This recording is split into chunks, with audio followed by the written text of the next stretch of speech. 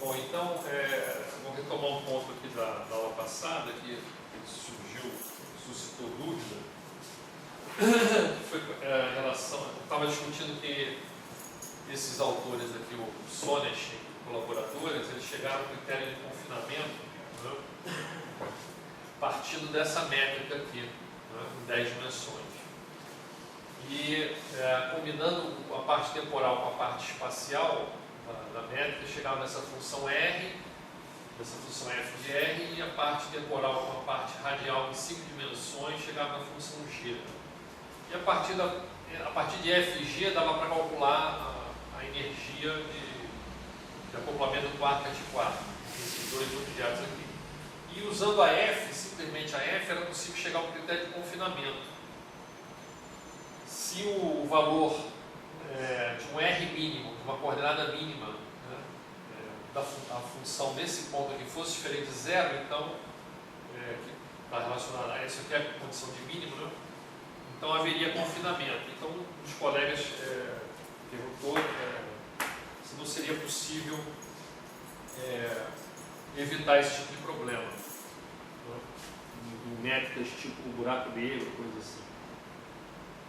Então, eu fiquei pensando nesse problema e realmente tem solução essa questão. Eu estou mostrando aqui um pedacinho do livro do Walls.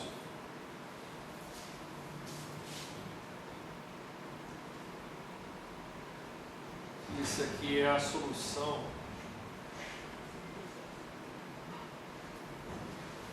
É uma das formas de escrever a métrica do buraco negro, usando essa solução de Kruskal, que é uma maneira de você evitar a singularidade do horizonte. Essa aqui tem a singularidade. Essa é a métrica de Schwarzschild, escrita pelo Kruskal, né?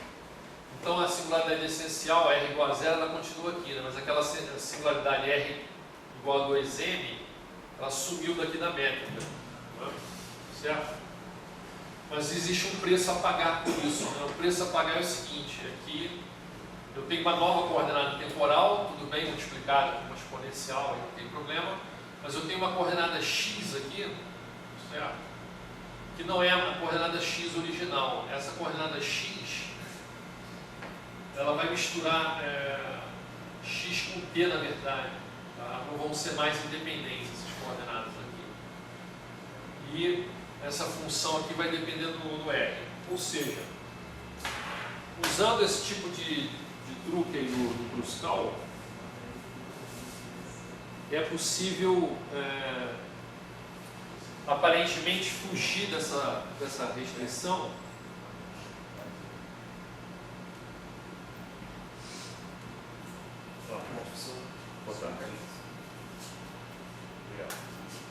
Então, aparentemente seria possível fugir dessa condição aqui, né? Tá? Do buraco negro. Mas, na verdade, esse trabalho do Sonnet, a métrica tem que ser estritamente dessa forma aqui. E essa solução de Kruskal, no fundo, ela acaba sendo não diagonal.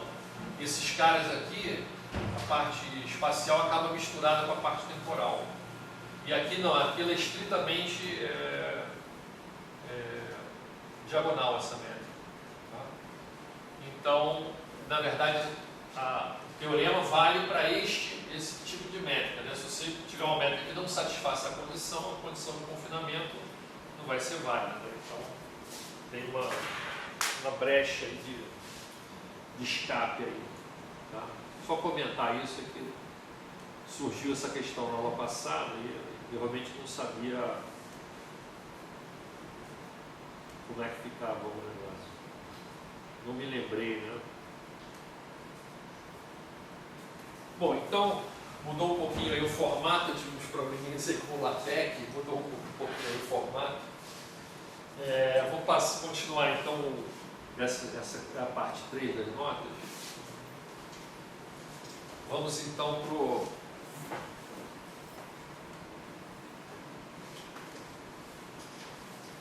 falar desses efeitos térmicos. Eu já falei um pouquinho, mas eu vou falar mais hoje. E dar mais alguns detalhes e avançar nos modelos relativos a essa parte térmica. Os efeitos térmicos da dualidade, eu estou chamando aqui de calibre e cordas, é um nome genérico para a dualidade ADS-FT. A ADS-FT seria um caso particular. Em geral, a dualidade seria entre uma teoria de calibre e teoria de cordas. Tá? Então, a maneira de você introduzir efeitos térmicos a maneira mais simples é supondo que o buraco negro de Schwarzschild está imerso no espaço ADS. Então, se a gente olhar para esse f de R aqui, né, é a função horizonte, e esse RT é justamente o raio do horizonte, e esse T aqui é para nos lembrar que o raio do horizonte ele é dependente da temperatura e ele varia linearmente com essa temperatura. Então, quanto maior a temperatura do buraco negro, maior vai ser o raio Schwarzschild correspondente. Essa solução não é Schwarz pura, porque ela assintoticamente vai ser antidecível. Essa função horizonte que aparece aqui na parte temporal e aqui na parte radial, né? Mas ela tem um fator, aquele fator que veio da D3 Brana, né? Esse fator aqui é razão ao quadrado sobre Rz ao quadrado, e aqui o inverso desse fator, na parte temporal e espacial, e aqui na parte radial, e aqui a parte do S5. Né? Então, se você puser a temperatura zero, né? Temperatura zero, o raio do horizonte seria zero, né? Zero esse termo aqui, e a f de R seria 1. Né? Se você puser f de R igual a 1, então isso aqui dá justamente aquela métrica do ODS 5S5, tá? Que a gente tinha visto nas aulas anteriores. Certo? Então esse aqui é chamado de buraco negro de Schwarzschild do espaço ADS. Ele tem a cara do Schwarzschild por causa dessa função horizonte, tá?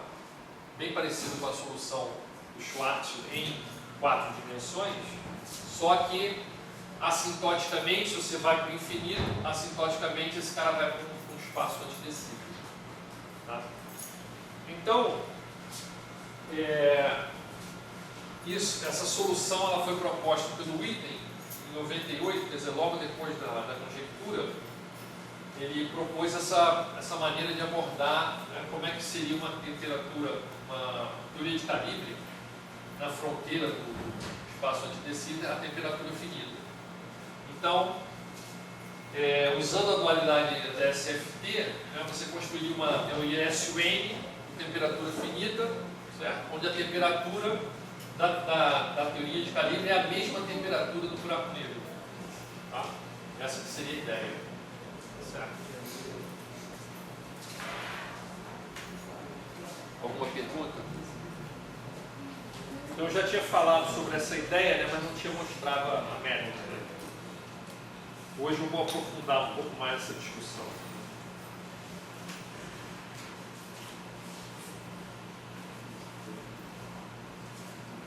Muito bem. Então, eu comentei também na aula passada que esse tipo de solução foi usada pelos Sons, Tarinetes e colaboradores para escrever com sucesso o plasma de quarks e gluons e determinar a viscosidade desse plasma. Né? É um resultado muito original aí, que vem da teoria de cordas, que a QCD não consegue reproduzir. E eu também falei na aula passada que o problema de cordas estáticas nesse tipo de contexto, o ADS Schwarzschild, foi discutido pelos Sonas e colaboradores. Também tem esse outro trabalho aqui do Rei, Tyson e Ye. Tá?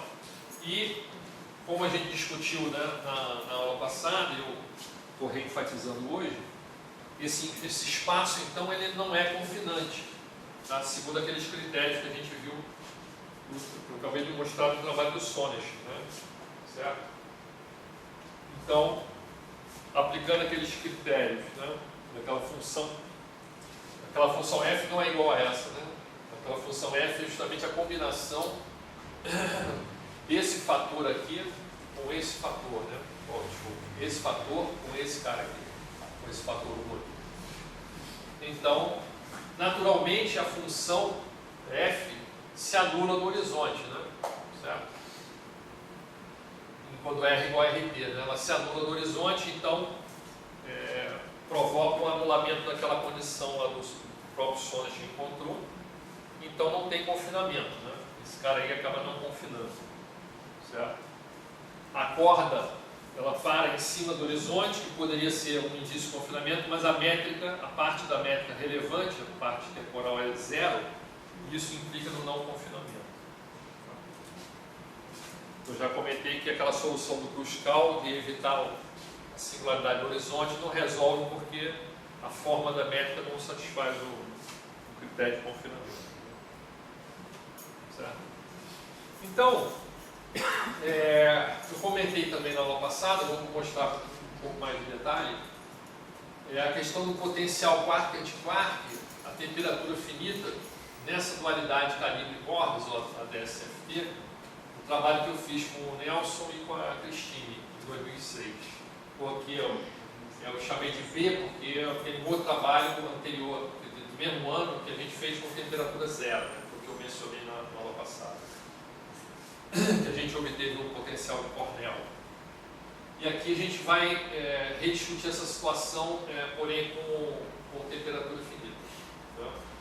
Então a ideia, novamente, a gente acabou de ver que no caso do buraco negro sozinho a teoria não é confinante, mas a ideia é a gente colocar o corte, né, seria a ideia do Hartwall, né, modelo de parede rígido, como um corte infravermelho com a brana numa certa posição que por conveniência eu vou fazer o Rzinho igual a Rzão nessa escolha. Tá? E mostrar que esse corte introduzido no espaço, né, como no modelo de temperatura zero, aqui no modelo de temperatura finita, ele também vai causar confinamento. Tá? Então, depois eu volto para essa parte. Deixa eu mostrar aqui as figuras, para ficar mais simples. Então, aqui é aquela medida do comprimento L, da separação, né, do quark e do antiquark. Né? Esse aqui é o eixo radial, né, das coordenadas da brana. Esse R0, novamente, é o mínimo, né, a posição de mínimo que a corda atinge no espaço anti-de Sitter. Nesse caso é o anti-de Sitter-Schwarzschild, né, uma combinação dos dois. Eu estou pensando aqui nesse desenho, na situação de altas temperaturas e L pequeno. L pequeno por quê? Porque L pequeno o suficiente para que a corda não atinja nem o horizonte nem a brana. Tá? A brana aqui, na verdade, é um apelido que a gente deu para o corte, né? Certo? Isso aqui não é uma D3 brana com massa, com carga, é simplesmente um corte que a gente associou qualitativamente a uma brana. Poderia ser uma brana que representaria esse corte desse espaço. E a gente escolheu nessa posição Rzinho igual a Rzão. Então, em altas temperaturas, esse Rzinho então seria correspondente a uma posição maior do que a posição da brana. Então, por isso que o horizonte estaria à frente do corte, né? Estaria à frente da brana.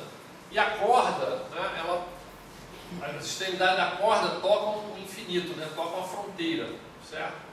E a corda vem para o interior, como na solução do Maldacena, a corda vem para o interior do espaço anti-de Sitter até a coordenada R0, certo? Então, como o L é pequeno, relativamente pequeno, a corda não consegue atingir nem o horizonte nem a brana, certo? Apesar de o horizonte que está na frente, né, ela não atinge essa situação. Claro que se você aumentar a distância L entre o quark e o antiquark, isso vai fazer com que o R0, que depende de L, né, que o R0 diminua, se aproximando do zero. Né? Na verdade, nesse caso, ele vai se aproximar, se você mantiver a temperatura constante, a corda vai se aproximar do horizonte, certo? Então, se a gente mantiver a temperatura alta, né, o horizonte na mesma posição em relação à brana, certo? E L for grande o suficiente, vai chegar um momento que a corda, aquela forma curva da corda, vai tocar o horizonte. Né? Como eu já comentei na aula passada,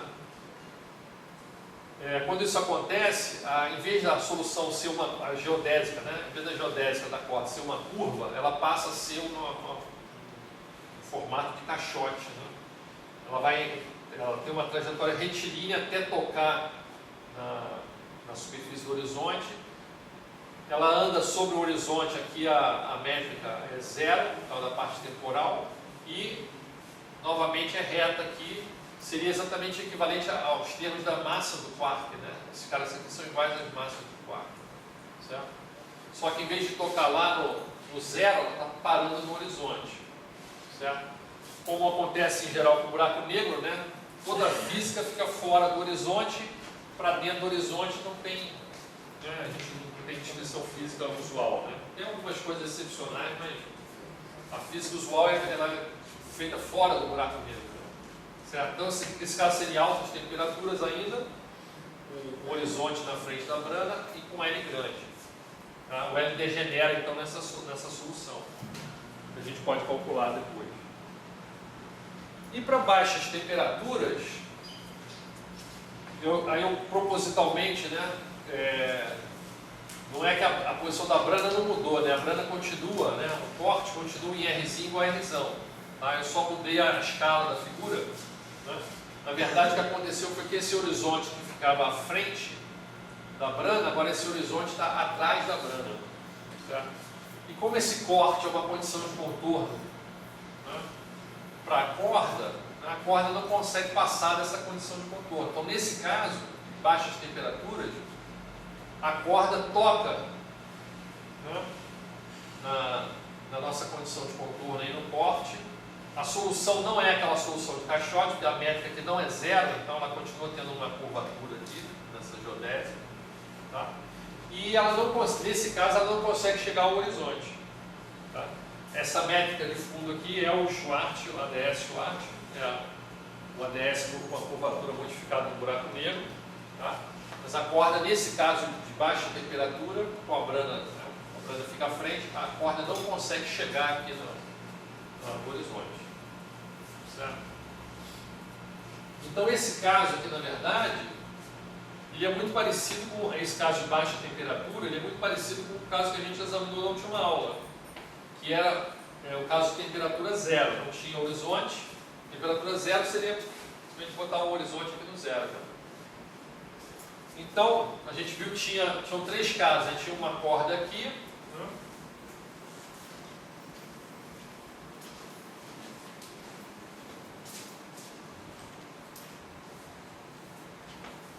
Temperatura zero, nós vimos três casos. Né? Tinha esse caso da corda assim, o outro caso da corda tocando a brana e a corda já andando em cima da brana. Né? Caso A, B, C. Então, no caso A e no caso B, a solução é exatamente aquela igual do mal da cena, como se não houvesse corte, né? Porque a curva está preservada. No caso C, a gente já viu que vai ter confinamento. Né? Nesse caso aqui, tem confinamento. Certo? Que é exatamente igual a esse caso, né? Quer dizer, exatamente igual, é bastante parecido, né? Não é exatamente igual porque a curvatura do espaço aqui não é puramente ADS, mas tem uma curvatura extra devido ao buraco negro presente no espaço. Tá? Mas quanto mais para cá, né, quanto mais para a fronteira do espaço eu chego, mais próximo do ADS. Então o efeito é cada vez menor do buraco negro. Né? O buraco negro, o efeito é cada vez maior nessa região aqui, certo? Que não é acessada pela corda. Então o que a gente espera nesse problema? O problema de baixas temperaturas deve ser confinante, né? Porque a corda anda em cima da brana e a métrica aqui não é zero, aquele F de R não é zero. Então isso aqui vai ter um custo energético que vai implicar no confinamento da corda. E, voltando para o caso de altas temperaturas, esse caso aqui não é confinante, porque a métrica aqui, a parte temporal da métrica é zero, então não confina. Né? E nesse caso aqui também não, né? Ela nem tocou o horizonte, então ela não vê nenhum confinamento. Essa aqui é a solução do mão da cena, modificada pelo espaço Schwartz. Tá? Então é aquela solução que eu tinha mostrado antes, só que eu passei aqui rapidamente. Então é possível, né, que a gente pode calcular né, é uma pequena modificação naquela conta original do Bondacena, a gente pode calcular a energia da configuração. Tá? Nota que agora a integral é um pouquinho mais complicada, mas isso aqui é simplesmente devido à função horizonte que está presente aqui. Tá? E a gente está subtraindo novamente a massa dos quartos, porque essa integral ela é singular, você pode notar y4 sobre y4, né, tendo a raiz quadrada. Isso aqui, no limite que y for para infinito, isso aqui vai dar 1, né? Isso aqui vai tender para 1, esse cara. Então essa integral seria divergente, eu subtraio esse 1, né? Identifico isso com a massa dos quartos e torno essa integral aqui finita. Certo? Novamente o L0, o L pode ser relacionado com o R0, ele é inversamente proporcional a R0, só que antes ele era inversamente proporcional vezes um número, agora ele é vezes um novo número, que é esse aqui, dado por essas integrais que são convergentes, né? Aquelas integrais da aula passada saíam naquela função beta de Euler, né? Ou nas funções gama, essa aqui é um pouquinho mais complicada, isso aqui vai ser um número, só que agora essa dependência aqui do L0, do L inversamente proporcional a R0, tem também uma correção devido à função horizonte, então tem uma pequena complicação em relação à solução anterior. Né? Certo? Isso então é no regime de altas temperaturas, certo? E no regime de baixas temperaturas, a conta é muito parecida. Só o que está mudando é o argumento aqui dessa função. Antes apareceu um R0 aqui, agora está aparecendo um Rzão, que é a coordenada da Brana, certo? Então essa correção da temperatura aparece nas duas pontas, né? Tem a subtração das massas novamente, só que agora em baixas temperaturas surge um termo, devido à corda estar andando em cima da Brana, como aqui no caso temperatura zero, qualitativamente ele é muito parecido com esse, temperatura zero. Surge um termo então que é linear em L, tá? A menos de uma correção L de R, né? E por esse fator aqui também. Mas essencialmente surge um termo que é linear com L. Né? A energia então cresce, nesse termo aqui ela cresce com L.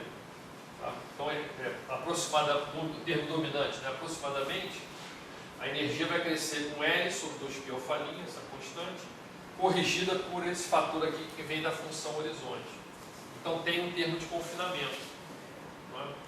Tá? Então em baixas temperaturas esse modelo é confinante. Então esse modelo é o quê? É um modelo de parede rígida dentro do espaço ADS Schwarzschild, né? Que é um modelo para fazer temperatura finita na correspondência da SFP. Então, o que vai acontecer, ainda não falei aqui, mas vai existir uma temperatura, esses regimes de altas temperaturas e baixas temperaturas, como esse regime de baixa temperatura tem confinamento e no regime de alta temperatura não tem confinamento, vai haver uma transição entre eles. Então vai haver uma temperatura de transição que vai marcar a mudança de regime. Tá? Então, essa temperatura de transição é a temperatura crítica. Tá? Vai haver uma temperatura crítica onde essas coisas vão mudar. Então, a gente pode determinar essa temperatura crítica a partir do raio e do buraco negro, supondo que L é grande. Essencialmente, o que a gente tem? No caso de baixa temperatura, a energia, o termo principal, era proporcional, uma constante proporcionalidade, na verdade uma função da temperatura, vezes o espaçamento entre o quarto e o antiquarto, né, o termo linear. E essa função sigma de t, ela é essencialmente isso aqui, uma constante associada lá com a inclinação da corda, da inclinação do potencial, e um termo que nitidamente, né, esse termo vai ter uma singularidade, né? Quando essa quantidade aqui for igual a 1, né, a gente vai tirar o PC, quando essa quantidade aqui for igual a 1, esse cara aqui vai zerar, né? Certo? Eu vou zerar, esse é o termo dominante da energia. Se esse termo zerar, né, eu estou zerando o sigma e eu vou zerar esse termo dominante, então vão ficar os termos subdominantes, certo? Só que esse é o termo que dá o confinamento. Então, se eu zerar esse cara aqui, eu estou zerando sigma, eu zero o termo de confinamento, então deixa de existir confinamento, né, para temperaturas, no caso, menores do que a temperatura 1. Deixa de existir confinamento para temperaturas maiores que a temperatura crítica. Para temperaturas menores, Q menor do que essa quantidade aqui dá menor do que 1, então continua tendo confinamento. Certo? Esse termo aqui, ele deixa de fazer sentido, né, quando esse cara fica maior do que 1. E aí dá para a gente calcular a partir dessa temperatura crítica, usando o modelo de temperatura zero, né, o valor que a gente tinha para essa constante aqui, 1 sobre 2 pi alfa linha, fenomenológico, dá para a gente fazer uma estimativa da temperatura crítica a partir deste modelo, né, nos baseando na massa dos mesos, massa de blue balls e tal, como a gente fez em temperatura zero, né, eu quero reproduzir o potencial, porque dá para colocar zero aqui, né? Se você colocar a temperatura igual a zero, isso dá zero, esse fator aqui, dá exatamente o sigma do modelo de temperatura zero anterior, que a gente tinha encontrado um potencial. Nós tínhamos encontrado um potencial que era menos uma constante sobre L para baixo, para pequenos comprimentos, para L pequeno, e mais sigma L para mais uma constante para comprimentos grandes. Essencialmente, então, isso dava um potencial que é coulombiano para distâncias pequenas e linear para distâncias grandes. Né? Você vê, o VLR dava uma coisa assim. Tá? Acho que eu não mostrei esse gráfico. Mas vai aparecer daqui a pouco. Então, se a gente puser aqui o limite de temperatura zero desse modelo caia no modelo anterior, né? A gente tinha considerado o modelo de parede rígida sem buraco negro, né? Com as constantes identificadas. E esse é o valor que sai da temperatura de transição. Tá? Então essa seria a transição, a temperatura de transição, confinamento, desconfinamento. Né? Seria a previsão desse modelo holográfico para essa transição da QCD. Claro que esse modelo aqui, se o N é grande, né? O N não é 3, o N é grandão, né? Certo? Então, isso não é exatamente a QCD, mas esse número é bastante, da mesma ordem de grandeza. Essa temperatura nas avaliações da QCD na rede é da ordem de 200 megas. Então, a ordem de grandeza dele está boa. Então, é um pouquinho alto, né, mas é qualitativamente compatível com o resultado da rede. Quer perguntar alguma coisa?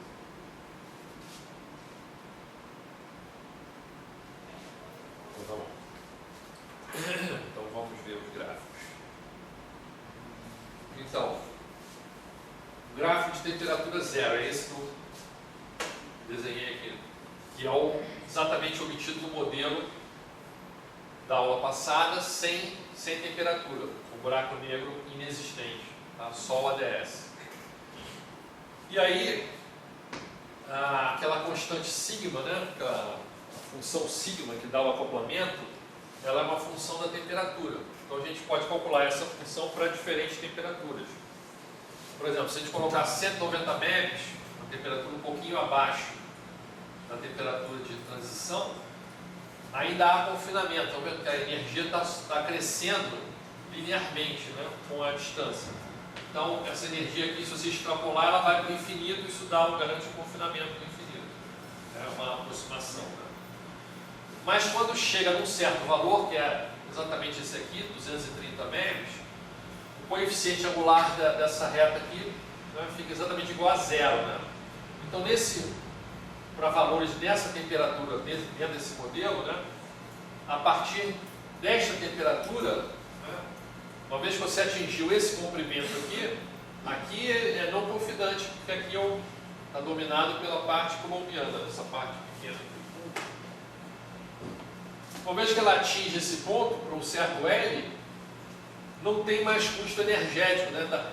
essa separação, essa ou essa, a energia é exatamente a mesma. Então eles ficaram livres, né? Uma vez que você deu essa energia para o sistema está livre, ele está desconfinado, certo? E se você continuar aumentando a temperatura, por exemplo, esse valor aqui, 2 vezes a temperatura crítica, 460 megas, então você simplesmente está diminuindo a energia necessária para o sistema ficar livre. Mas ele também fica livre, né? Certo? O coeficiente fica 0 aqui, certo? Para qualquer temperatura superior a esse. Alguma dúvida? Deu para entender assim, qualitativamente?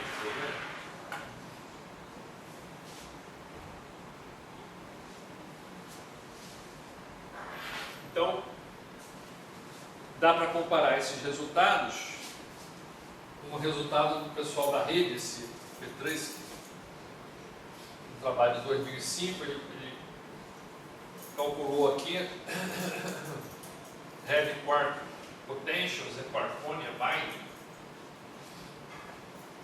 Isso aqui é energia livre, que essencialmente vai ser relacionado com potencial. E essa linha sólida aqui é a extrapolação dele para temperatura 0. Mas esses pontinhos coloridos aqui são os pontos que ele obtém, né, para essas temperaturas aqui, de 138 até 410 médias. Então, 138 estão aqui, né? 163 está aqui, tem uma pequena flutuação, 150 também, 176, aqui 190, e aqui 205, né, já estaria na transição, né? A gente achou a transição 230, né? Aqui 254 também já não fica muito claro qual exatamente que é, né? Mas sugere que a transição é dessa ordem aqui, né? Certo? Aqui já seriam temperaturas superiores.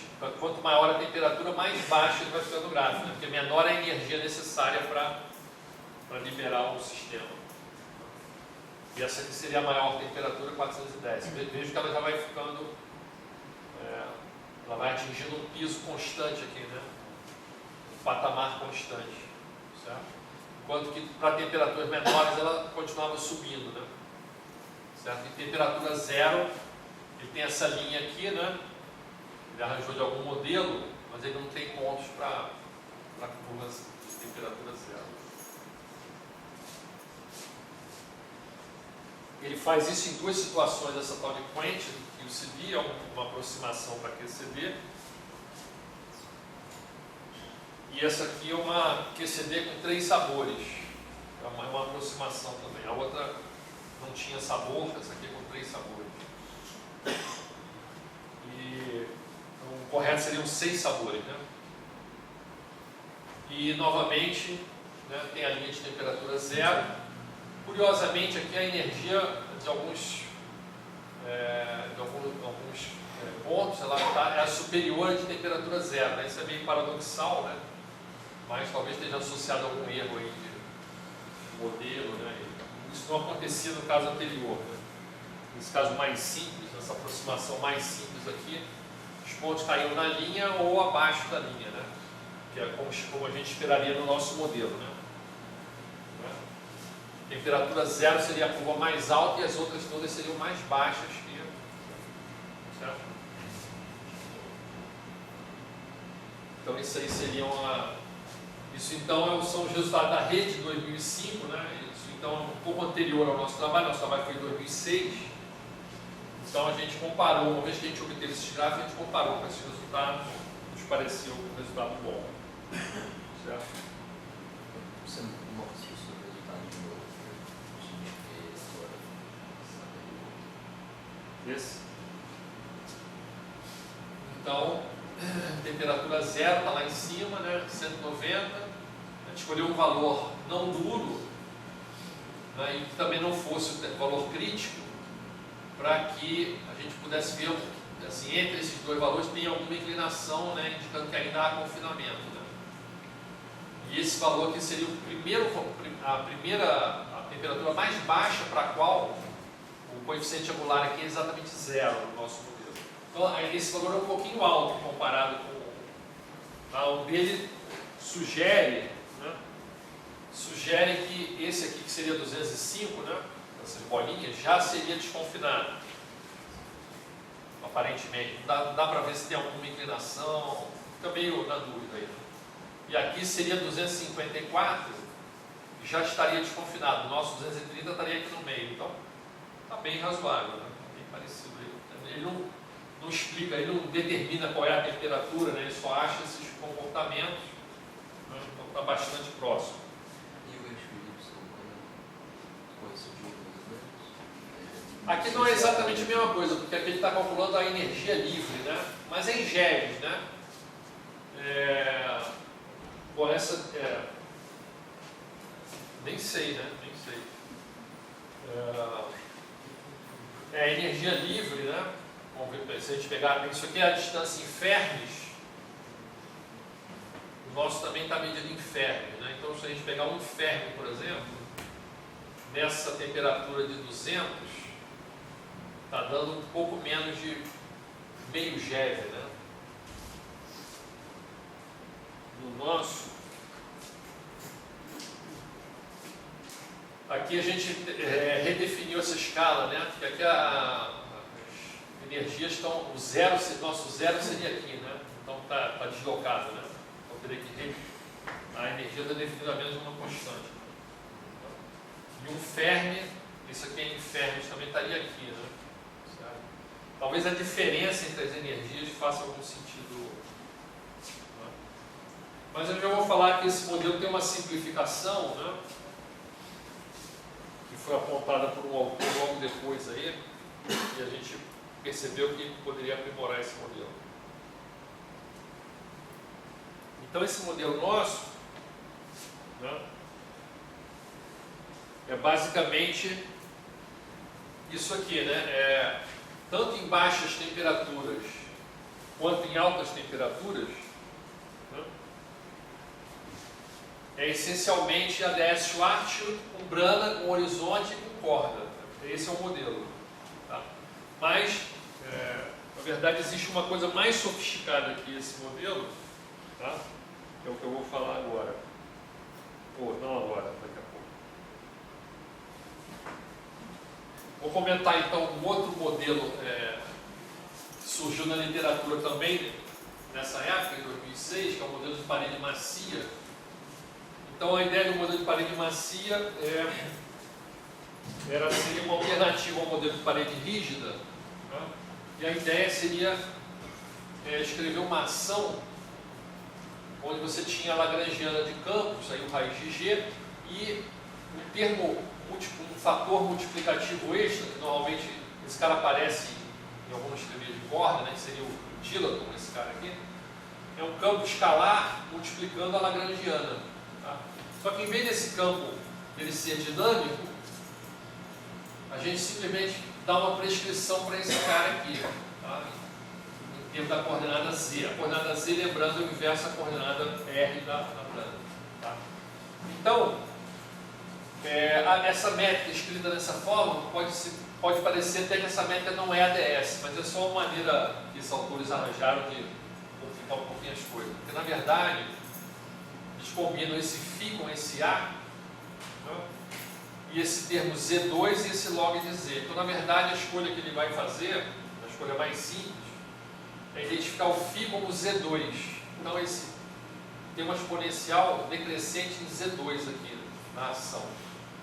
E, com essa escolha, o A fica sendo simplesmente o logaritmo de Z. Tá? Com esse 2 aqui, isso aqui dá novamente aquele fator 1 sobre Z2, ou R sobre Z2, que é justamente um fator, o arc factor, né, do ADS. Então esse espaço, nesse modelo, o espaço é ADS, mas a ação, você enfiou lá na ação um fator multiplicativo à mão, que causa uma espécie de, como se fosse um amortecimento, né? À medida que você vai andando na coordenada Z, a ação vai diminuindo de tamanho. Tá? Isso, se você olhar para as equações de movimento dos campos associados à sua lagrangiana, você vai ver que o papel desse φ, escolhido como Z2, por conveniência, vai discretizar o espectro, né, os campos do ADS eles são contínuos. O ADS vai de 0 a infinito, eles são contínuos. Quando a gente coloca a parede rígida, em uma condição de contorno, a gente discretiza os modos dos campos ali dentro. Esses modos a gente associa com as massas dos campos da fronteira, massa de Grubol, massa de Mesos e Barres. Nesse modelo aqui não tem a parede rígida, mas tem esse cara aqui que é a tal da parede macia. Então esse termo de amortecimento ele causa discretização do espectro. Tá? O espectro dos campos aqui ele também é discretizado. E mais interessante ainda, né, é que com essa escolha do φ igual a Z2, para campos bosônicos pelo menos, dá para ver que o espectro vai ser uma coisa tipo oscilador harmônico, igualmente espaçado para as massas ao quadrado. Então eles aplicaram, esses autores aplicaram para... São os mesmos autores que estudaram o Meson-Rohr no Hardwall, eles fizeram esse trabalho aqui logo depois. Houve uma crítica em relação ao trabalho deles, um cara famoso da QCD, e aí esse gráfico aqui parece muito com o que eu mostrei já no Hardwall, mas não é o mesmo gráfico. Tá? Já é isso aqui dentro desse modelo na parede macia, o softwall. Então esse aqui são os Meson-Rohr e suas excitações, né? E aqui são as massas. Você vê que o acerto não é perfeito, né? Certo? Mas o que sai é uma trajetória linear da massa ao quadrado contra as excitações radiais N. Né? Essa é uma das vantagens desse modelo, porque do ponto de vista experimental, você esperaria que essas tais trajetórias, esses gráficos aí chamados trajetória de Halley, fossem lineares. E no modelo Hardwall não eram, né? Não sei se vocês lembram, mas no modelo Hardwall as trajetórias eram assim.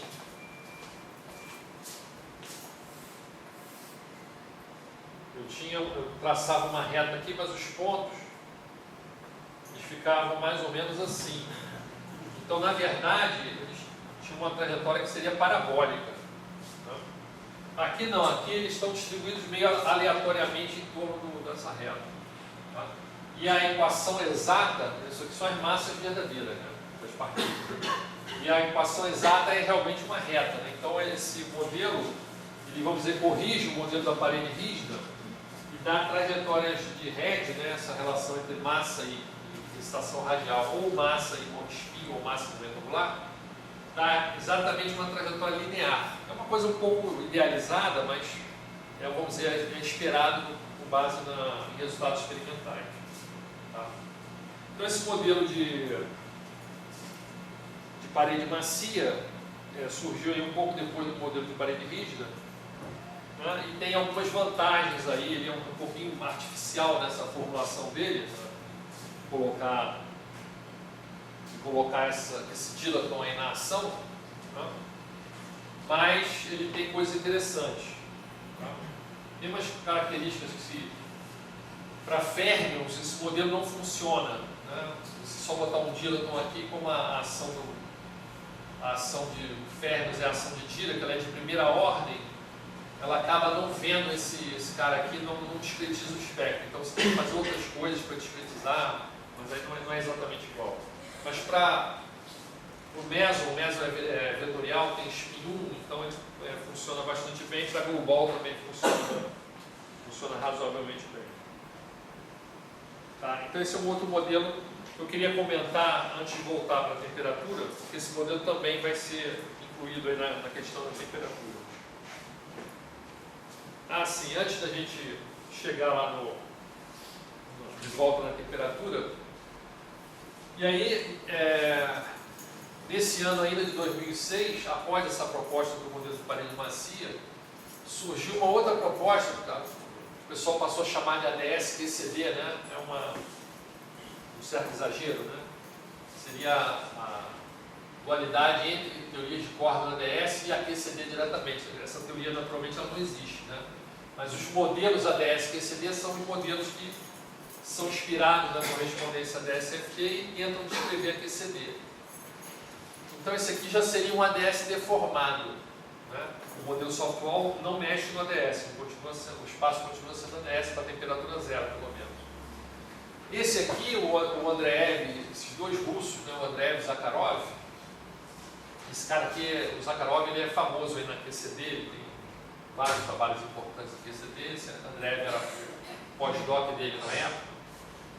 Eles então pegam essa ideia do soft wall, né? Pegam essa exponencial aqui de um meio de ser uma constante dimensional apropriada, que naquela transparência anterior estava feito igual, mas em geral você pode botar essa constante aqui para que a exponencial seja adimensional.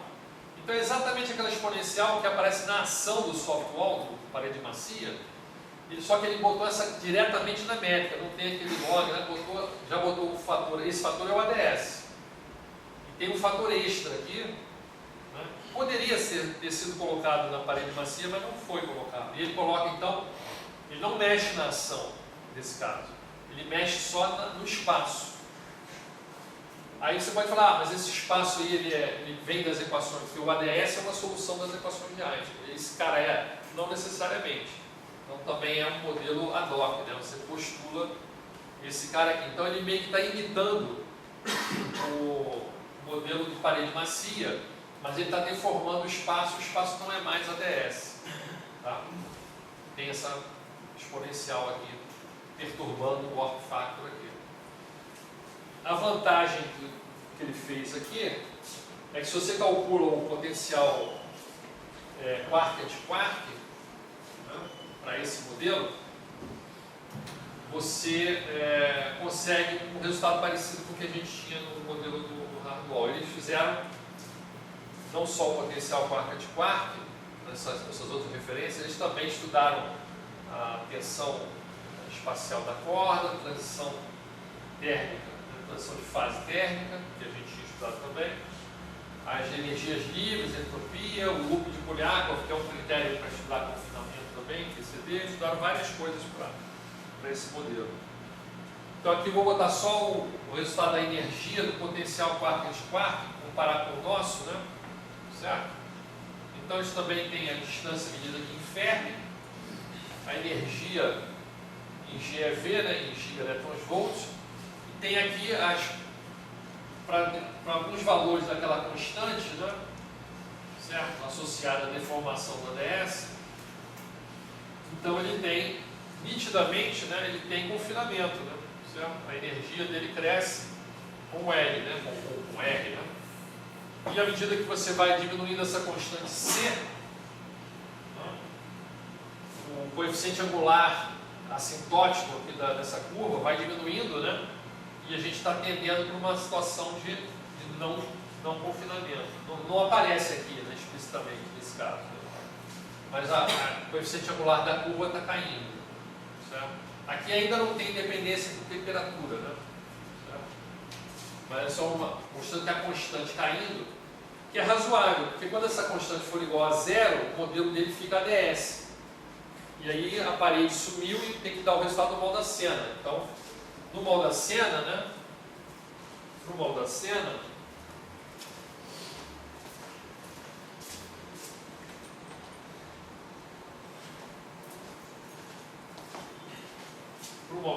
o que a gente esperaria seria isso aqui. Assintótico.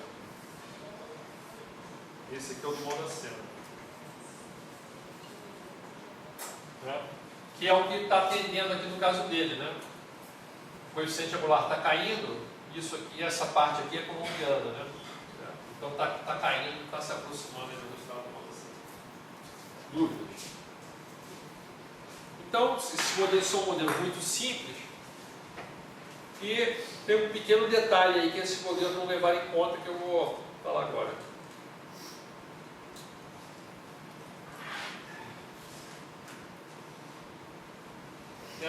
Esse pequeno detalhe que vai mudar algumas coisas aí é chamada transição de fase de Hawking-Page, né?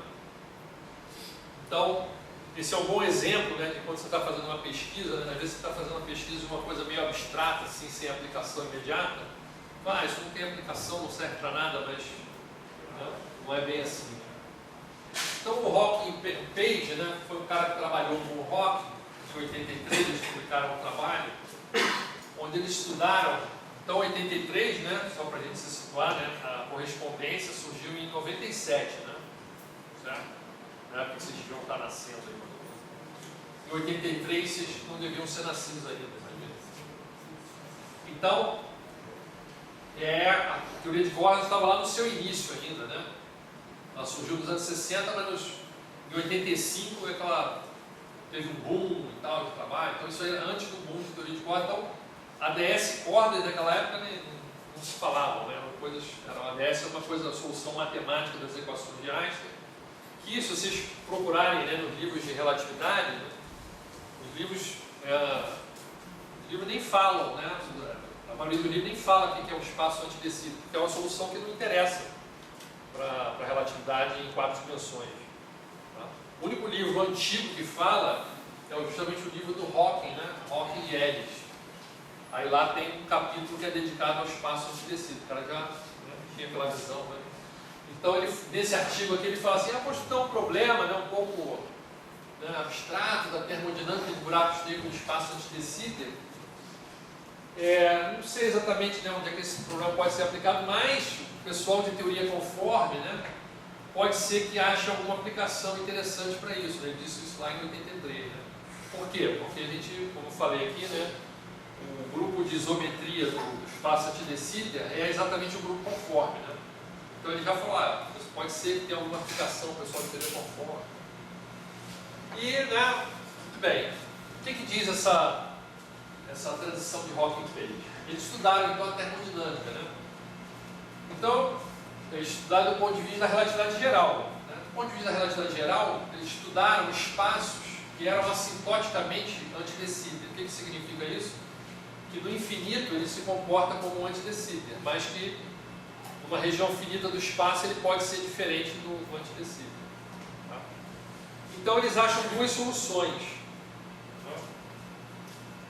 O ADS puro, então o ADS, ele assintoticamente também ele é ADS, e acharam também um buraco negro no ADS, que é a famosa solução chamada de ADS Schwarzschild, que a gente mostrou há pouco.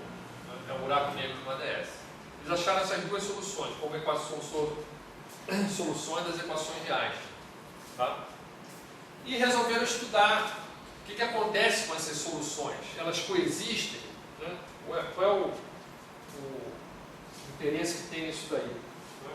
Então eles pensaram no seguinte problema: vamos estudar termicamente, né, esse problema, vamos colocar esse problema aí em temperatura finita. Né?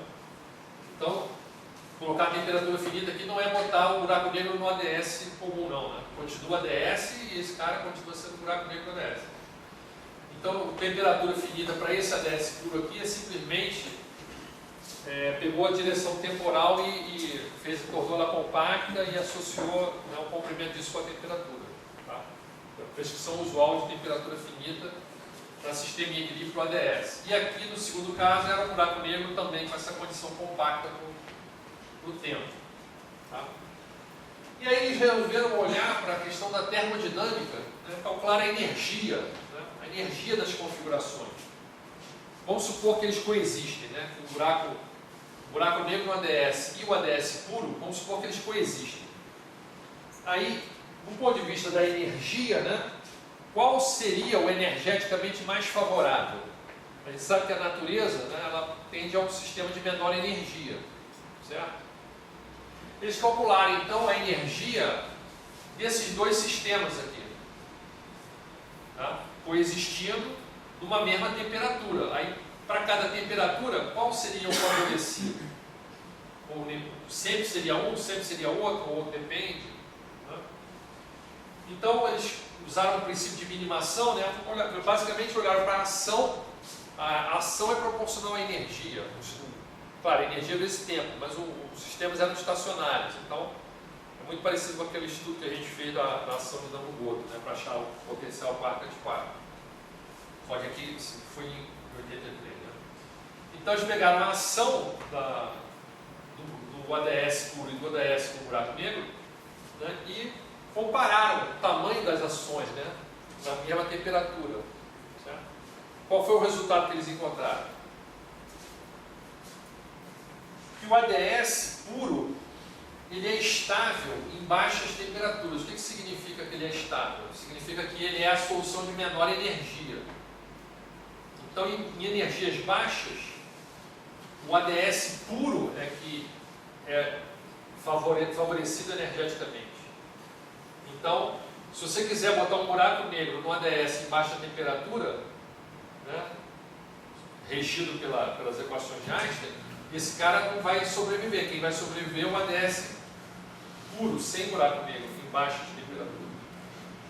Mas, em temperaturas mais altas, a partir de um certo valor, o que eles encontraram? Que a partir de um certo valor da temperatura, o buraco negro passava a ser mais estável. É surpreendente esse resultado, né? O buraco negro é mais estável no ADS do que o ADS puro. Então, se você pudesse fazer essa experiência no laboratório, né, criar um espaço antidecíclico, né, temperatura zero, e você pudesse ir esquentando, né, ligar um fogareirinho ali, esquentando o ADS, à medida que ele vai esquentando, ele é ADS puro, na temperatura finita. Segundo esse resultado aqui do Hawking Page. Quando você atinge a temperatura crítica, aparece um buraco negro no espaço. Esse aqui ele é mais favorável do que esse. Então esse cara aqui passa a dominar o sistema. Aí a partir dessa temperatura para cima, esse cara sobrevive e esse aqui desaparece. Esse aqui ele é instável. Fala. O que aconteceria no processo reverso? Porque, sim, só que aí você teria um problema de perda de informação, né? Bom, então, em princípio sim, né? Em princípio sim. Esse problema de perda de informação é um problema, é um paradoxo não resolvido ainda, né? Essa questão do buraco negro, né? Como é que a informação, ela entra ou não entra, desaparece ou não desaparece do buraco negro, é um problema em aberto ainda, né? Nesse caso, seria, vamos dizer, seria pior, talvez, né? Não sei qual é a solução aqui nesse caso. A pergunta do Felipe, né? É o seguinte: se a gente fizer a experiência ao contrário, vamos pegar o buraco negro com o ADS, vamos botar agora no congelador, né? Aí a temperatura vai diminuindo, esse buraco negro aqui está presente, só que quando você passar na temperatura crítica, o buraco negro desaparece e fica só o espaço antidecíclico. Né? O horizonte desaparece e esse cara aqui passa a ser o cara mais favorável termicamente. Isso é um estudo térmico, né? Agora, o estudo térmico, então, envolve, em geral, um ensemble, né? Uma coleção de sistemas, né? Então, como é que fica essa questão do paradoxo? Aí já é uma coisa mais complicada, não sei o que. Então, eles fizeram esse estudo, né? Publicaram esse trabalho aí no Communications, ou Mathematical Physics, né? Não é uma revista bem matemática, né? Não é que eles estivessem prevendo que isso fosse aplicado no sistema físico. Mas então, essa transição, né, que eles encontraram aqui ficou conhecida como transição de Hawking Page. Então, ela é uma transição entre o ADS, a gente pode chamar de ADS térmico, que é um ADS com condições periódicas no tempo, para poder ser escrito termicamente, temperatura de equilíbrio, e uma transição para o buraco negro e vice-versa. Quer dizer, os dois podem coexistir, só que um seria instável e o outro seria estável dependendo da temperatura, né? Então não quer dizer que ele vai desaparecer, né, necessariamente, mas energeticamente ele seria desfavorável. Um seria favorável e o outro seria desfavorável. Bom, então essa é a informação lá do Hawking Page, né? E aí, como é que fica o ADS-CFT com essa história? Então, um cara chamado Witten, né? Ele, em 98, um trabalho também logo depois da publicação da correspondência, ele analisou como é que seria a transição Hawking Page, estou chamando de HP aqui, né? Transição Hawking Page, na correspondência da SFT. Então, quais seriam as consequências, né, da transição de Hawking Page na correspondência? Então, a ideia é que o buraco negro, né, no ADS dá um modelo para temperatura finita do seu sistema. Sim. Mas, de acordo com a transição de Hawking-Page, isso só vale em altas temperaturas, porque em baixas temperaturas, o que é estável não é um buraco negro, mas em baixa temperatura o que é estável é o ADS térmico, é um ADS só com condições periódicas de contorno, no tempo. Tá? Então é um pouquinho mais sutil essa questão. Bom, aí o item examinou duas situações: fronteiras compactas, por exemplo, hiperesferas, com variedades mais sofisticadas aí de calabial e tal, ou fronteiras não compactas, como Minkowski ou Euclidiano. Os resultados são diferentes, dependendo da fronteira do espaço antidecíter, do espaço assintótico. Tá? Então, olha as conclusões do item aqui. Ó. É um pouquinho abstrato, mas vamos lá. Ó.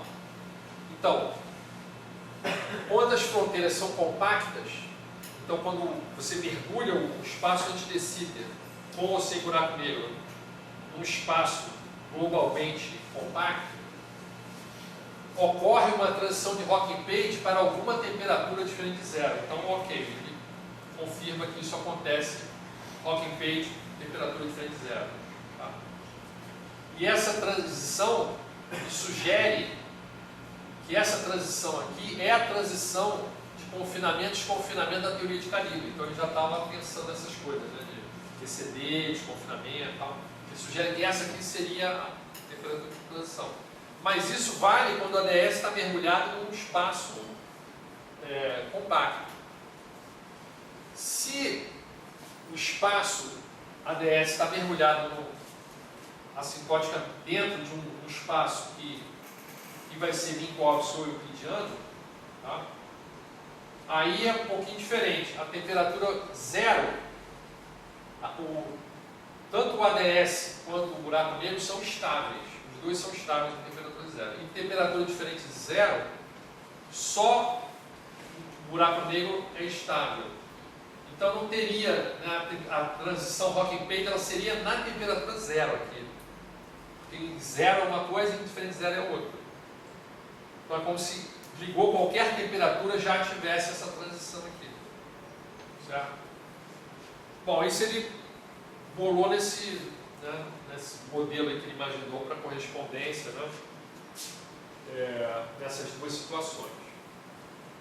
Certo? Então, voltando, né?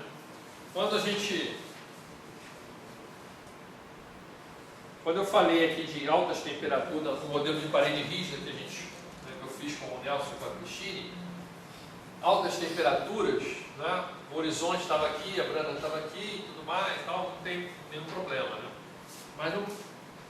Mas quando a gente olha para o caso de baixas temperaturas,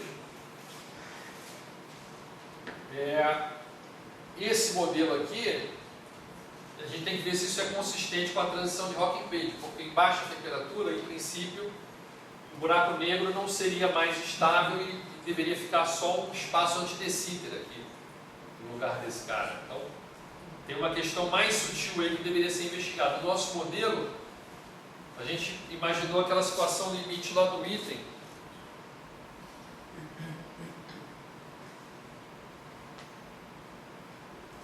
Essa situação em que, para temperatura diferente de zero, sempre seria um buraco negro estável. Não haveria uma transição. A transição só ocorreria em temperatura zero. Então, para a gente, seria sempre esse cara aqui. Tá? Mas isso era uma hipótese que a gente não estudou, né? Não provou. E aí, um cara chamado Herzog, né? Que hoje em dia é professor em Princeton, ele estudou a transição de Hawking-Page, ele refez as contas, né, do Hawking-Page nesses modelos ADS-QCD. Quais modelos? O modelo de parede rígida e parede suave. Qual é a conta? Né? Calcular a ação do modelo, a temperatura finita, e comparar qual que fica maior, qual que fica menor, e ver se tem transição, se tem, não tem, qual é o que é o mais estável. E aí, qual foi o resultado que ele encontrou? Ele encontrou o seguinte: existe transição nos dois modelos de de parede rígida e de parede suave, em temperaturas diferentes de zero. Tá? Então seria um resultado tão diferente do resultado do item, porque o item não analisou esses modelos, né? Ele analisou o ADS puro, né? Ou buraco negro ou sem buraco negro, mas sem essas deformações, né? De botar parede ou de botar aquela função forte suave, né? Certo? Então ele achou duas transições de Hawking Page, né? Uma transição em cada modelo, certo? E calculou as temperaturas críticas de transição, que seria a transição confinamento-desconfinamento. Então, no modelo de parede rígida, ele achou 130 megas, bem abaixo da nossa, a gente achou 230, né, no nosso modelo. E no de parede suave, ele achou 190, né, que está ok com o resultado da rede. Então, isso aqui está dentro da estimativa do resultado da rede, esse aqui está um pouco baixo. No nosso modelo lá, ingênuo, lá, que sempre teria buraco negro, a gente achou 230, né, uma temperatura até mais alta do que essa aqui, né, certo? Mas a gente tinha ignorado a transição de Hawking Page, né? E poderia haver uma transição de Hawking Page finita, né? Não em temperatura zero, mas numa temperatura finita dentro do nosso modelo. Então a gente fez uma aproximação, né? O nosso modelo seria uma aproximação em que sempre existiria buraco negro, seria aquele segundo caso lá do item. E ele, o Herzog mostrou que não, que nos dois modelos deve existir uma transição em temperatura diferente. Quer dizer, seria uma modificação do resultado do item por causa da presença dessas condições de contorno diferentes. Tá? E aí um trabalho que eu fiz com o Nelson, com o Andozaias, que é um cara lá de Michigan, e com o Alfonso Balão Baiona, que foi nosso estudante de doutorado, a gente fez logo depois desse trabalho aqui. A gente estudou um processo chamado renormalização holográfica, onde a gente calcula termos de superfície, termos de divergência, contratermos e tal. É um processo mais formal que o Herzog não utilizou, mas essa renormalização a gente achou, vamos fazer uma coisa mais rigorosa ainda do que ele, mas a gente achou os mesmos resultados que ele. Então ele não foi rigoroso, mas chegou nos resultados que um formalismo mais rigoroso confirmaram, né? Certo?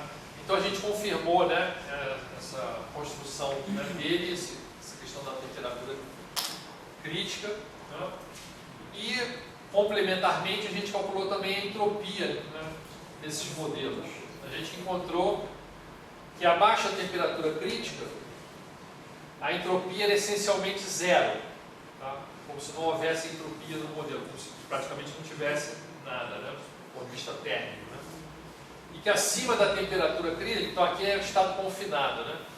E que acima da temperatura crítica a entropia ela crescia com n ao quadrado, onde n é o n do SUN. Tá? Então a gente interpretou esse salto aí nessa descontinuidade, né? A transição de fase tem uma descontinuidade, no caso aqui a entropia está mostrando isso, né? A gente interpretou isso como uma liberação dos gluons, né? Aqui não haveria nenhum gluon, os gluons estariam confinados, e aqui os gluons estariam desconfinados, né? Certo? Tem que lembrar que na teoria SUN, né, essencialmente a teoria dos gluons, né? A gente não está colocando parte fermiônica, né? A gente não está botando os quartos nessa teoria, certo? Então, essencialmente, o que a gente está descrevendo é a parte, saiu errado, essencialmente a parte dos gluons, né? Certo? Perguntas?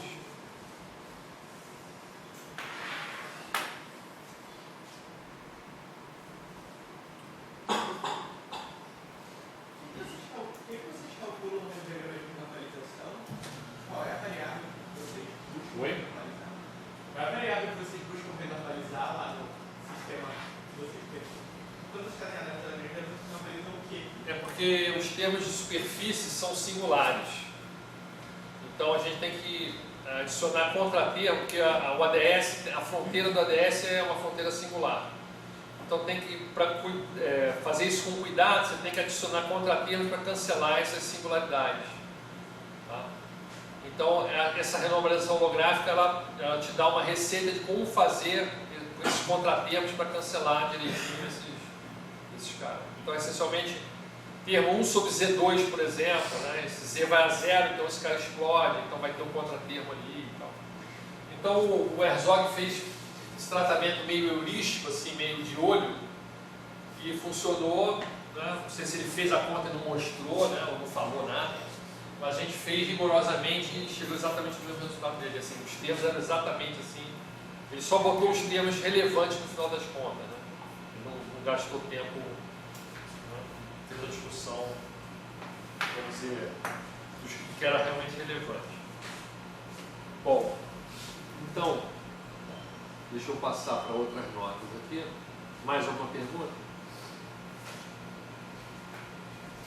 Esse processo de normalização holográfica não surgiu antes, não foi relevante antes dos outros trabalhos, só para esse, para o que a gente fizeram? Não, porque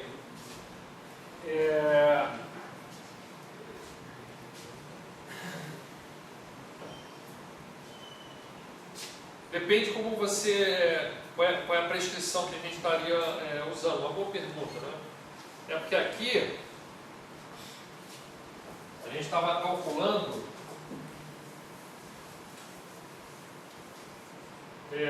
uma ação, né? Que era uma integral em dz, em dx4, alguma coisa assim, né? Só que esse z, ele vai de 0 a infinito, né? E tem termos aqui dentro que são 1 sobre z2, né? E nessa conta do, por exemplo, né? Nessa conta do Hawking e Page, né? Essa é a conta que está sendo feita, né? É olhar para a ação, só que a gente vai fazer, na verdade, fazer um D3x, um D tal aqui. Esse D tal vai ser de 0 até beta, vai ser compactificado aí na parte temporal. E esses termos singulares, né, quando esse cara for 0, essa ação explode, simplesmente. Certo? O que o Herzog fez? Ele botou um epsilon aqui, não integrou de epsilon até e tal, e aí deu um jeito lá de, né, jogar fora e tal. Só que a gente fez a renormalização holográfica e mostrou como é que se cancela esse cara, mas funcionou tudo bonitinho e acabou dando exatamente o resultado que o Herzog tinha feito meio que à mão, vamos dizer assim. Ele olhou assim, tirou lá os termos divergentes e acabou funcionando. Essa ação aqui, essencialmente, ela vai ser divergente. Lá no Maldacena, o que acontecia? Lá, a gente tinha a ação de Nambu-Goto, né? Essa ação de Nambu-Goto também era singular, né? Só que a gente subtraiu, né? Esse cara também era singular, mas não por causa do Z, né? A gente integrava uma coordenada R até infinito, né? Isso que introduzia, no fundo era relacionado, né? Porque o Z é o inverso de R, né? Você integrava esse cara até o infinito, né? E ele achou uma maneira conveniente de subtrair, né, a massa dos quartos, que era infinita também. Foi feito meio que à mão, né? Ou seja, se você também usasse a normalização holográfica aqui, né, na ação de Nambu-Goto, você provavelmente encontraria essa massa dos quartos aí com o Maldacena, que a gente colocou meio à mão. O Maldacena meio que imaginou ali qual seria o termo. Seria mais ou menos isso. Aqui também era singular, né? Também era singular. E aqui foi simplesmente a ação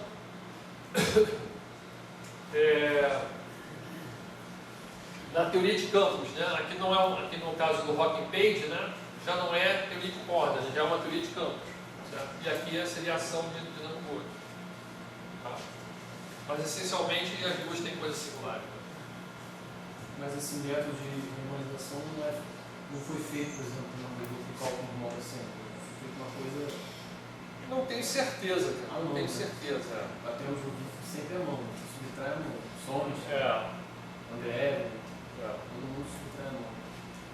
Que eu me lembro, sim. Mas esse trabalho do Maldacena tem 1000 citações, né?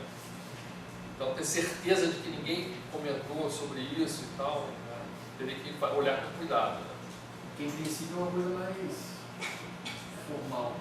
Seria. É mais interessante do que esse não subtrair um termo de coisa. Pode ser. Talvez se você, né, pegar as definições da renormalização holográfica, você conseguisse chegar a esse termo de massa aqui sem postular ele à mão, vamos dizer assim.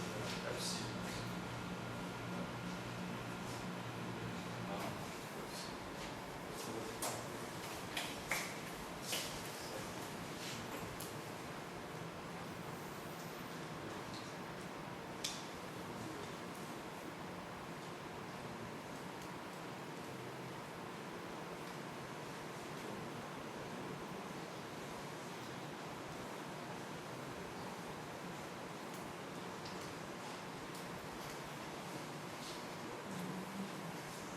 Então, passando para essa parte 4, essas transparências estão em inglês, tá? Eu aproveitei uma apresentação que eu fiz há algum tempo.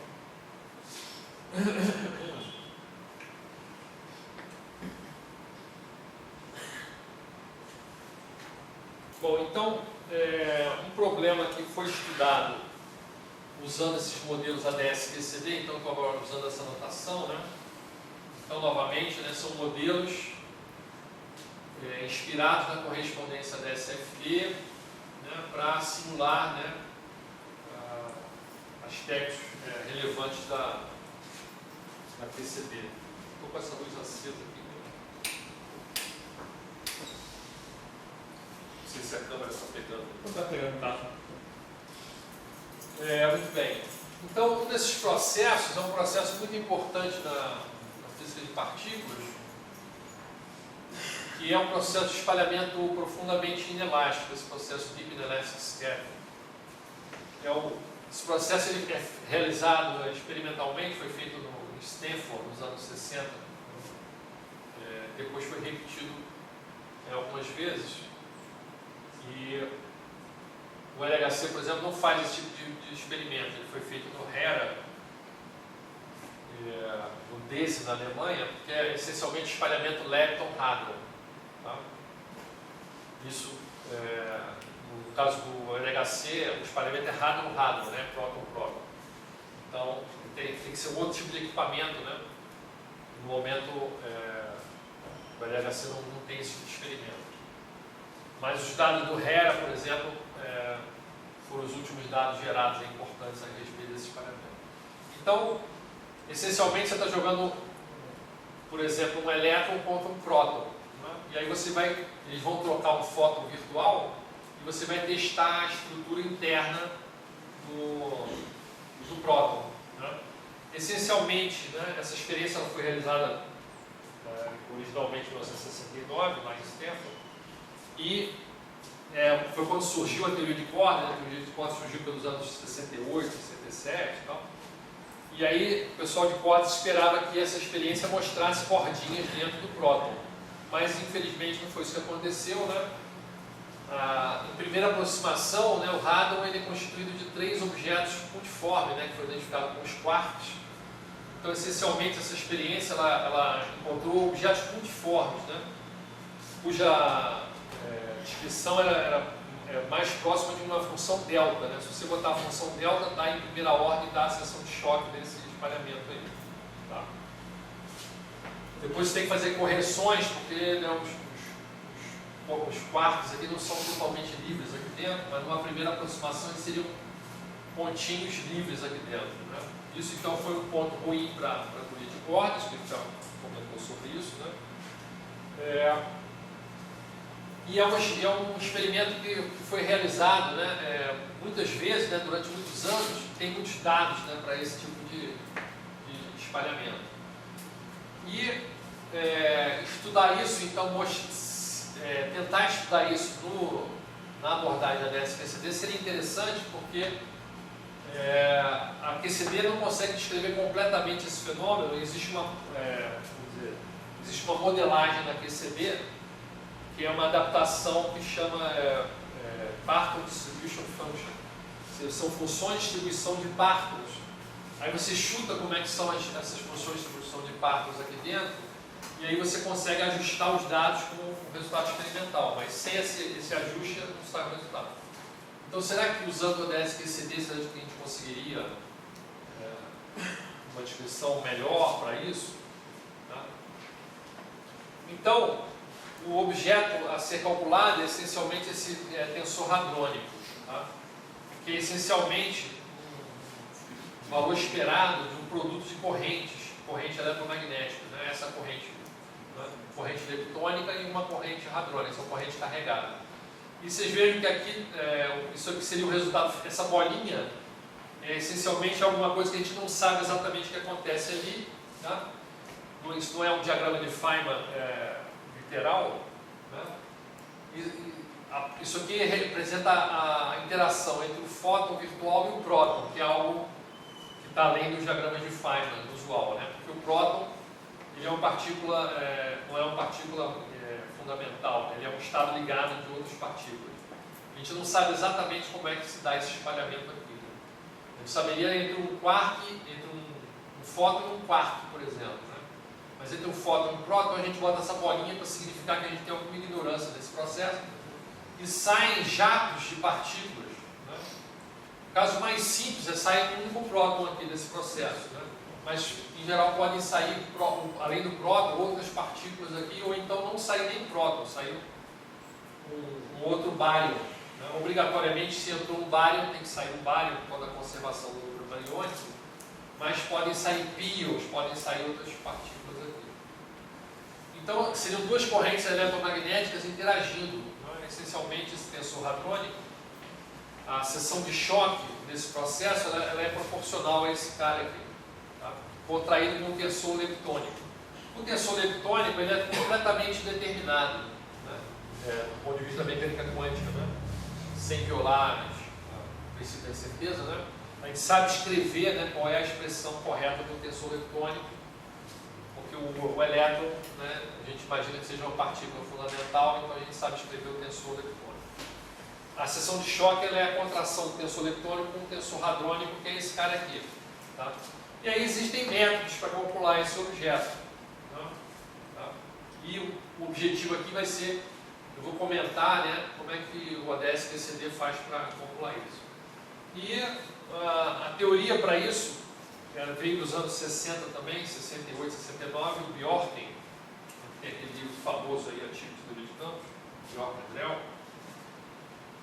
Ele percebeu que esse processo aqui, né, o importante, né, as variáveis dinâmicas são esse momento do fóton virtual ao quadrado e uma variável x, que é justamente o momento do fóton virtual ao quadrado dividido por 2 vezes pq, onde p é o momento do hadron, o quadro é o momento do hadron e q é o momento do fóton. Essa variável x definida dessa maneira, juntamente com o q2, elas formam o conjunto mínimo de quantidade que a gente precisa descrever para entender esse fenômeno. Tá? Então a seção de choque, você no final reduz a isso aqui, é uma função de Q2 e de x.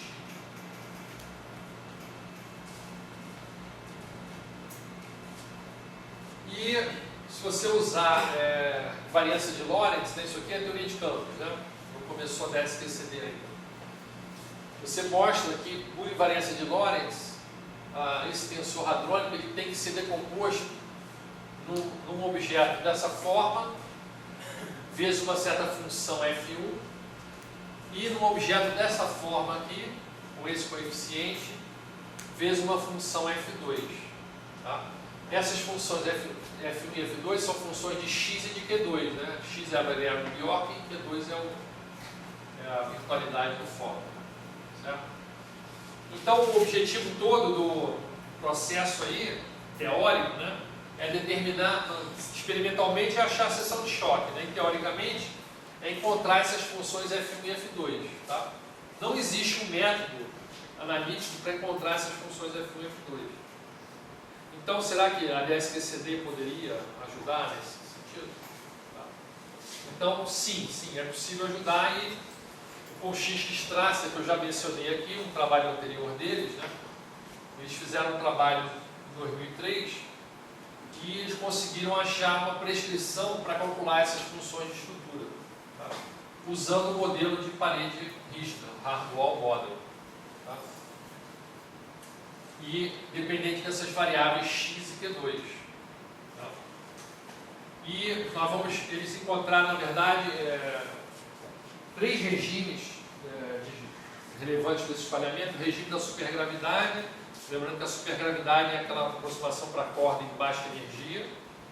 Encontraram um regime de cordas, de espalhamento de cordas, e encontraram um regime de muitas cordas sendo espalhadas. Então eram 3 regimes. Tá? Isso corresponderia a x grande. X grande seria o limite de supergravidade, então seria energia mais baixa. Tá? X pequeno seria regime de cordas e x muito pequeno seria com muitas cordas envolvidas no processo. Tá? Espalhamento de várias cordas. Então aqui eu vou falar só do caso mais simples, que é o caso da supergravidade. tá? Que é mais fácil a gente explicar aqui. Então, basicamente, aquele elemento de corrente, ou um dos elementos de corrente, né? O valor esperado do elemento de corrente, você pode, na verdade, reduzir o tensor hadrônico por certas transformações a esse objeto. Então, esse cara seria o elemento da teoria de calibre, que a gente quer calcular. Né? E eles, vamos dizer, postularam, ou supuseram, que esse cara aqui, essa equação não está no trabalho deles. Né? Se vocês procurarem lá, essa equação ela não existe, mas a gente calculou esse cara aqui e depois eles calculam esse e identificam uma coisa com a outra. Então, no fundo, né, eles não quiseram escrever a equação, mas no fundo é isso. Então, essa aqui é a ação da supergravidade em 10 dimensões, só os termos relevantes para o processo. Todos os outros eu estou jogando fora. Tá? Então, aqui esse AM representa o campo de calibre. Tá? Esse campo de calibre, na verdade, ele só existe em 5 dimensões, ele não vive nas 10 dimensões, por simplicidade. E esse campo φ e φx, esse aqui é o hadron inicial, esse aqui é o hadron final. Tá? Eles inicialmente fizeram um hadron escalar, por isso que eles usaram a letra φ, né? Tá? Esse então é o acoplamento do campo de calibre com o hadron inicial e o hadron final. Né? Por completeza, né, a gente, como está formando esse cara real, esse cara é complexo, esse aqui é o conjugado complexo, então tem que ter um conjugado complexo desse termo aqui. Essa então é a ação da supergravidade nesses termos de interação dos campos do hadron inicial e final e do campo de calibre descrito pela supergravidade, tá? Nessa aproximação de baixas energias com a teoria de cordas. Tá? Esse modelo aqui, então, é um modelo simplificado que só tem um hadron no estado final. Então, aquela figurinha, né, que eu mostrei, essa figurinha aqui está, de certa maneira, não sendo seguida nesse caso da supergravidade. Tá? Nesse caso, só teria um hadron final. Mas, claro, no artigo deles, tá, tem também um regime que tem corda e tem várias cordas, então pode ter várias partículas no estado final. Tá? Eu só estou analisando um regime aqui.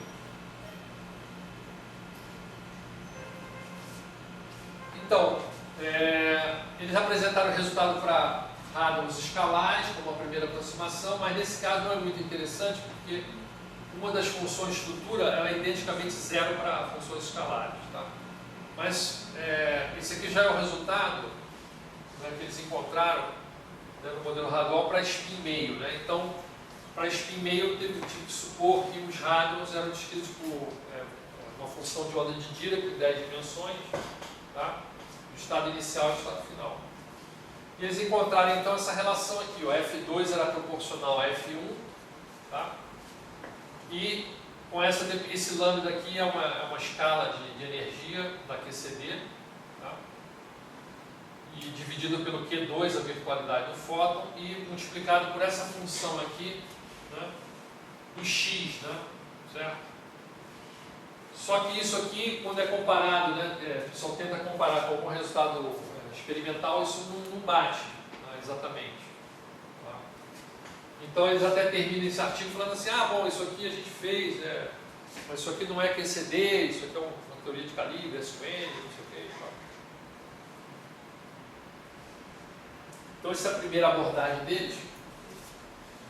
Não existe uma expressão para essas funções aqui na teoria de campos. Tá? Então, talvez tenha sido a primeira vez que alguém escreveu uma expressão partindo de um modelo fundamental como esse. Tá? Existem alguns modelos fenomenológicos que calculam naturalmente. Mas da QCD não dá para tirar essa função aqui, como apareceu aqui. Certo? Então, é um avanço nesse sentido. Né? É possível calcular, apesar que a comparação com a experiência ela é complicada nesse caso. E aí no trabalho que eu fiz com o Nelson, né, e com o Alfonso, né, em 2008, a gente reanalisou esse problema do espalhamento profundamente inelástico, só que a gente considerou que o X seria pequeno ainda no regime da supergravidade.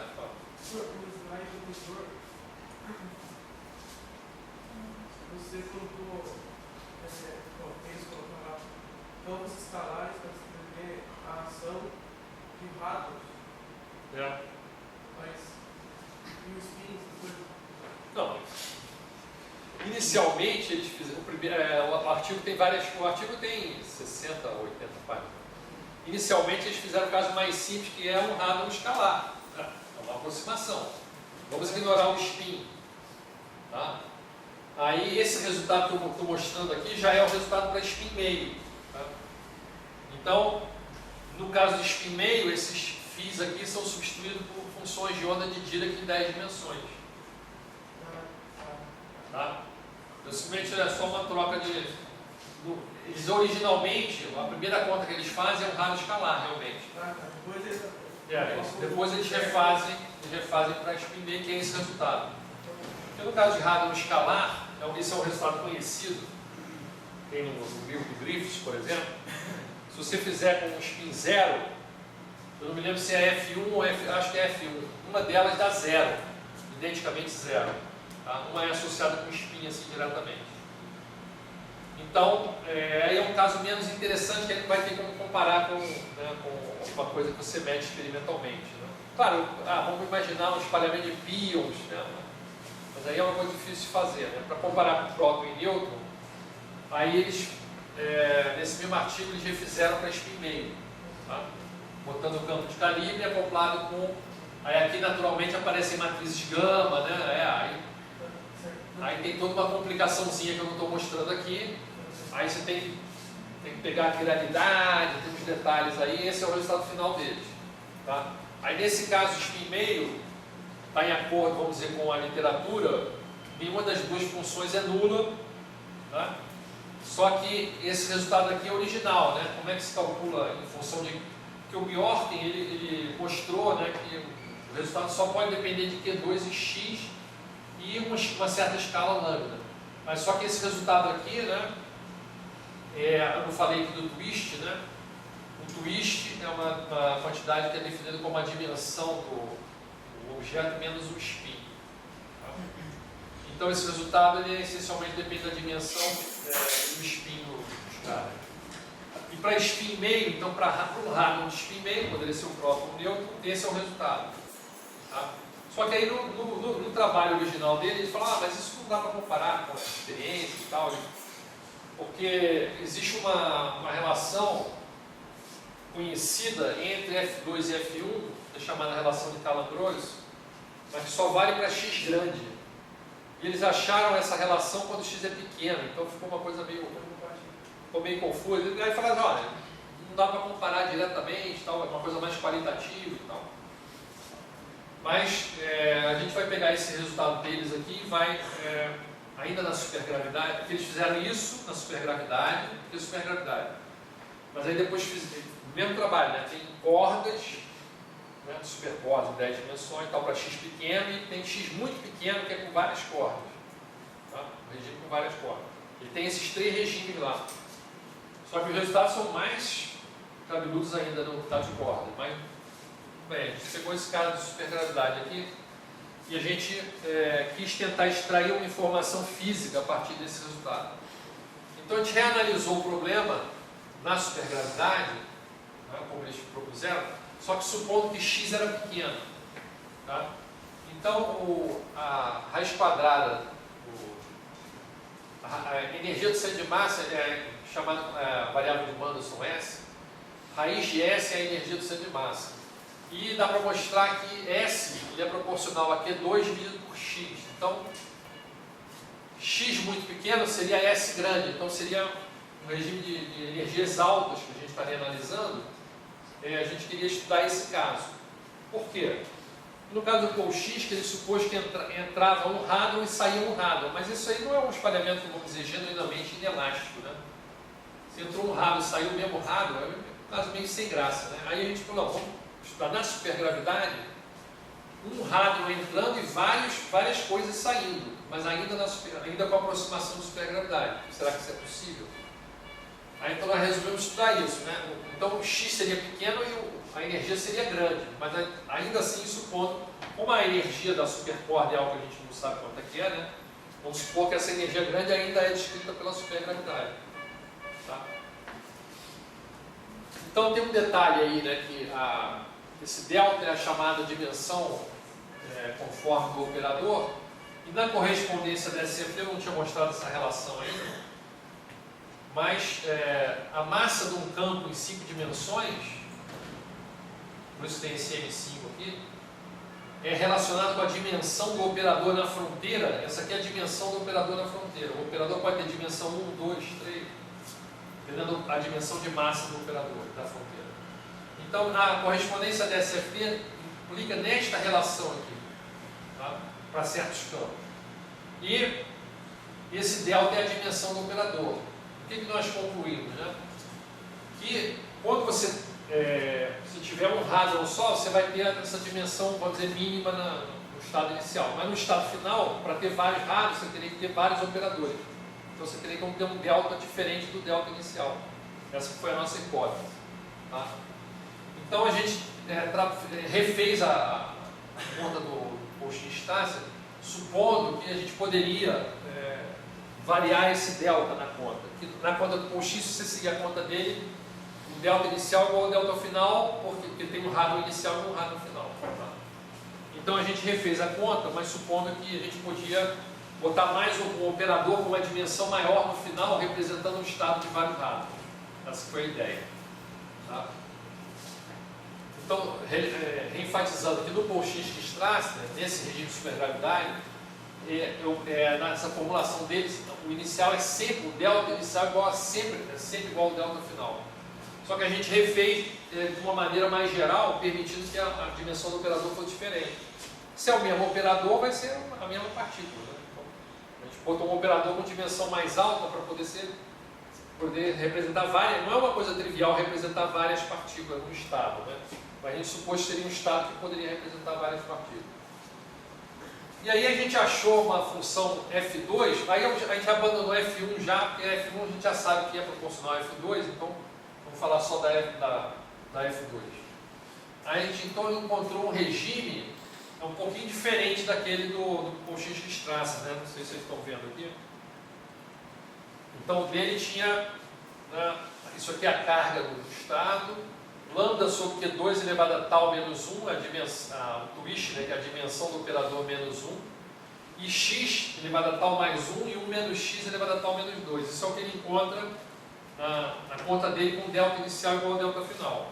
Quando a gente permite que o delta final seja maior que o delta inicial, a gente encontra aproximadamente esse comportamento aqui. Aqui fica fixo, né, meio, e esse cara aqui menos meio. E aí a gente comparou isso com um resultado experimental, que é chamado Geometric Scale. Então eu falei desse Bjorken Scale, que é uma relação entre o F1 e o F2, só que ela só vale quando o x é em ordem de meio. Tá? O x é relativamente grande. Então esses caras, né, publicaram um PRL, isso aí é física de partículas, né? Não tem nada de ADS-QCD aqui. Né? Eles encontraram esses dados aqui, ó. Isso aqui são os dados de todas as experiências feitas com espalhamento inelástico. Os dados se alinham, né? Isso aqui é a seção de choque, né? Seção de choque foto virtual próximo, né? Elas se alinham numa curva, né? Surpreendente, né? Tem centenas ou milhares de pontos aqui, né? Elas se alinham sobre essa curva aqui. E experimentalmente, né, você pode tentar determinar qual é essa curva aqui. Existem argumentos fenomenológicos que você mostra que a seção de choque nesse processo, ela é essencialmente, você pode reduzir para F2 sobre Q2. Então F1 você já esqueceu, e 4π, não sei o que. Então essencialmente vai ser proporcional ao F2. Tá?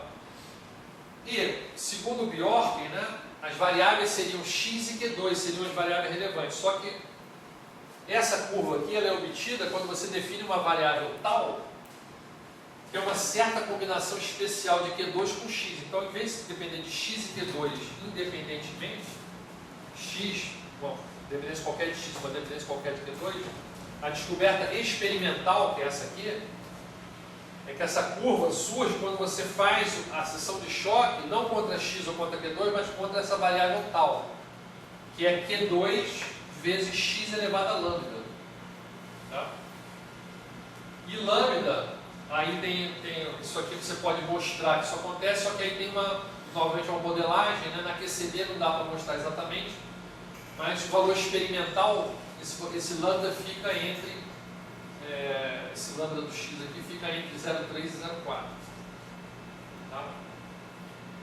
Então, no nosso caso, o nosso F2, aquele que a gente obteve,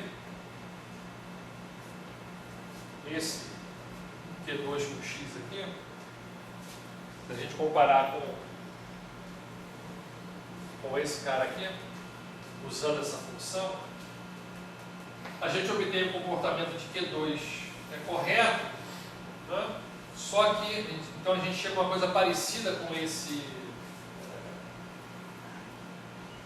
geometric scale, esse escalonamento geométrico, só que no nosso caso a gente acha um lambda igual a 1, né? Tá? O lambda experimental deveria ser nessa faixa aqui, 0,3 ou 0,4. Então, ou seja, a gente pegou aquele resultado com o x que ele achou que não ia poder ser comparado e tal, e fizemos uma